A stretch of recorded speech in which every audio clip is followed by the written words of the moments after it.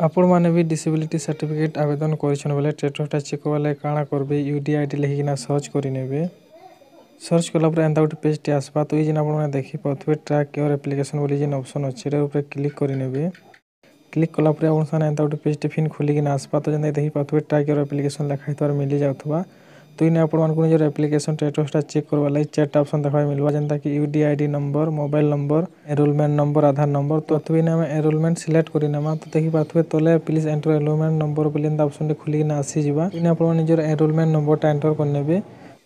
Enrolment number enter कला पर submit ऊपर क्लिक करि नेबे। सबमिट कला पर देखि पाथुबे एप्लीकेंट डिटेल्स बोली एंता खुली किना आसी जिबा। तो इने देखि पाथुबे एप्लीकेंट नेम शो होतबा एप्लीकेंट रो आधार नंबर शो होतबा मोबाइल नंबर शो होतबा तापर इने जेनता कि मेन जिनिसटा देखि पाथुबे एप्लीकेंट स्टेटस बोली जेन ऑप्शन अछि यूडीआईडी कार्ड डिस्पैच बोली जेन ऑप्शन अछि इने ई एप्लीकेंट ताकर सर्टिफिकेटटा हे जाय छै आ से मानकर जेन यूडीआईडी कार्डटा से मानकर एड्रेस से डिलीवर हे जाय छै। तो ई प्रोसेस के नै किना निजर स्टेटसटा चेक करि पारबे जानि पारबे।